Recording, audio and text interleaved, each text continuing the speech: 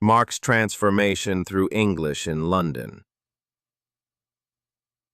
The first time I truly understood the power of language wasn't in a classroom, but on a rain-drenched afternoon in a tiny North London cafe. An elderly gentleman had asked me to pass the sugar, his words curling with an accent I couldn't place. When I hesitated, he smiled and said slowly, "The sweet white sand by your elbow, lad."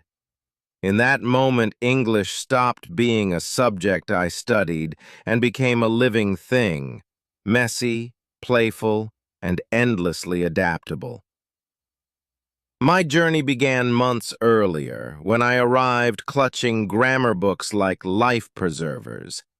The London I discovered was a city of layered dialects, where bus drivers philosophized and market vendors conducted transactions in rapid-fire slang.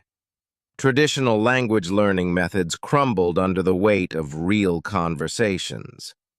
I remember standing frozen in a pret-a-manger, paralyzed when the cashier asked if I wanted my receipt in the bag or in your hand. The textbook never covered this. Everything changed when I met Eleanor, a teacher who viewed language as something to be worn rather than memorized. Her classroom had no vocabulary lists, just vibrant debates about everything from football rivalries to the proper way to brew tea. "Tell me about your first kiss," she'd say, and we'd stumble through romantic recollections while she gently corrected our tenses. She taught us that grammar lives in stories, not rules. Pronunciation became a physical journey. Eleanor had us shape words with our whole bodies, throwing arms wide for expansive vowels, tapping rhythms on desks to internalize sentence stress. I spent hours in my tiny flat mimicking cooking show hosts, feeling how caramelize rolled differently from crispy. The day my British roommate said, "You sound like one of us when you're angry," I nearly cried with pride. Working at the Whistling Kettle Cafe accelerated my learning through sheer necessity. The lunch rush left no room for hesitation. Orders came rapid fire, peppered with idioms. Adam and Eve on a raft meant poached eggs on toast. Burn one all the way translated to a well-done burger. The kitchen staff's dark humor taught me more about conversational English than any app ever could. Cultural immersion revealed language's hidden dimensions. At the pub, I learned how British humor lives in the pause before the punchline. In museums, I discovered how English softens even tragic history with understatement. The Blitz was rather inconvenient for buildings reduced to rubble. This wasn't just vocabulary. It was a way of seeing the world. The breakthrough came unexpectedly during a heated debate about football.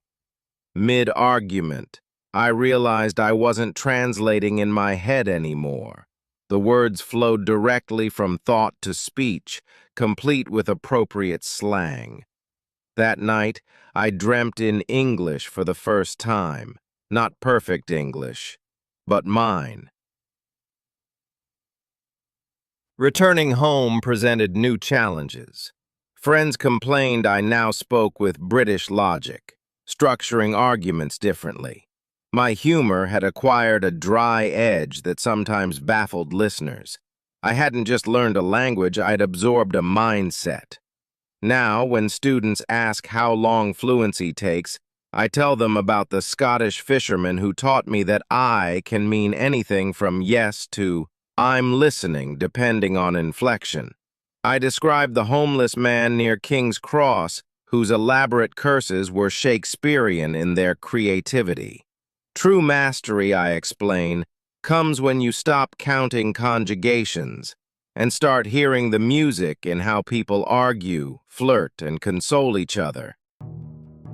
London taught me that a language isn't mastered through perfect grammar, but through imperfect conversations. It's in the bartender's shorthand, the underground announcements, the muttered jokes during rain showers.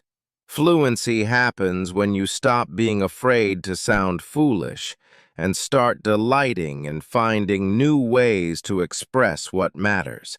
That's when the language truly becomes yours, not flawless but alive.